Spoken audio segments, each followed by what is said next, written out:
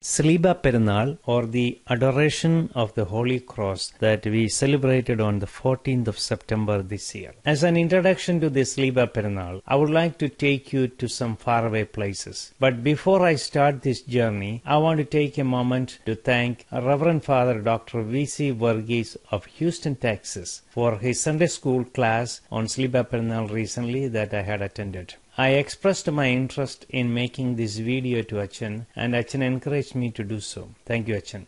So let us start the trip now. It is over 10,000 kilometers by road from Kottayam to Italy, so let us fly. Our first stop is going to be Rome, and specifically to see a monument called the Arch of Constantine. This is Constantine's arch. It is a triumphal arch. A triumphal arch is a very unique type of architecture associated with the ancient Rome. This arch was built by the Emperor Constantine the Great. We have an India Gate in the heart of New Delhi, built in 1931 to honor the lives of more than 90,000 soldiers who laid their lives to Indian independence. Similarly, there are arches of triumph in the heart of many cities around the world. You probably may ask the question why this arch is so important to make this long trip from India.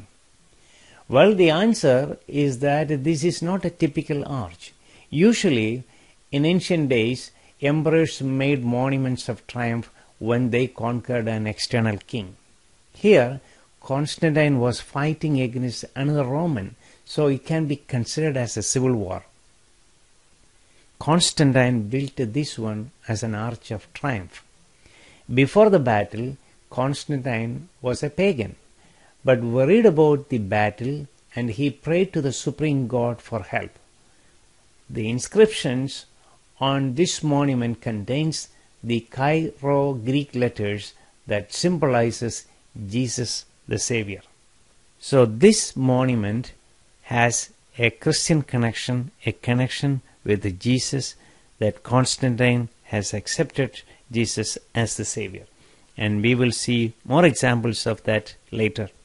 Let us talk about Emperor Constantine. First, look at the time, the century of his rule. He lived in ancient Rome between AD 272 and 337. And he was the emperor of Rome from 306 to 337. That means for 31 years he was the ruler of the Roman Empire. Emperor Constantine is also known as Constantine the Great. He is also known as Constantine the First. He is also known as Saint Constantine. It all refers to the one and the same person. Constantine the Great has a special place in Christianity. He was the first Roman emperor to convert to Christianity. At that time, there were two other powerful rulers in Rome. They were Licinius I and Maxentius. Now I want to take you to the Tiber River. In Italian, it is called Tiberias. The river Tiber is the third longest river in Italy. It runs through the middle of Rome. On the east side of the river Tiber in Rome is the famous Colosseum building. Actually, it is an amphitheater started in AD 72. It can seat 50,000 people. The site was used for mock battles, animal hunts, dramas, and executions. Constantine's Arch of Triumph is located at the southwest corner of the site of the Colosseum in Rome. Now I want to take you to a very specific bridge over the river Tiber. It is called the Milvian Bridge. A historic battle took place at this bridge in AD 312 between Constantine the Great and another Roman emperor, Maxentius. According to the history, Constantine the Great had a weaker army. However, Constantine had a vision, a heavenly vision with the sign of a cross, telling him and to fight under the protection of the cross, symbolizing the Christian God. And as a result of his vision, Constantine had the cross sign marked out on the shields of his soldiers. He did fight the battle and he conquered. In the power of the cross, Constantine got undisputed victory over the western half of Roman Empire. Constantine had another enemy called Licinius years, he won him also.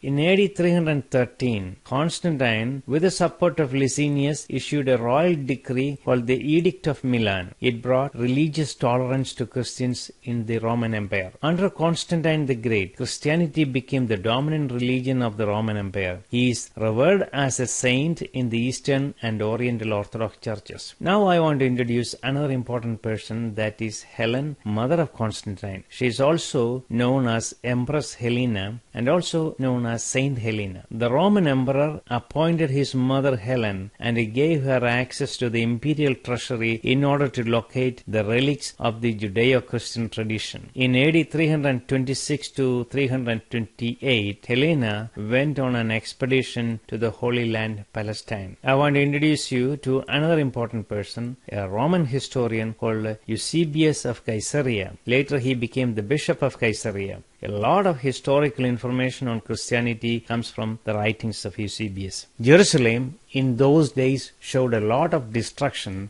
by the Emperor Hadrian, who lived before Constantine. Empress Helena was able to locate a site for excavation, and this excavation led to the recovery of 3 crosses. One of them was the cross that she thought was used for Jesus' crucifixion. Helena decided to do a realistic test on the crosses because the cross of Jesus was known for miracles. Helena arranged to have a dying woman test the crosses. The first and the second crosses did not show any results, but when she touched the 3rd cross, the woman recovered from her deathbed. Helena declared the 3rd cross as the cross that was used to crucify Jesus, that is the Holy Cross. And a church was built at this site, and that is the Holy Sepulchre.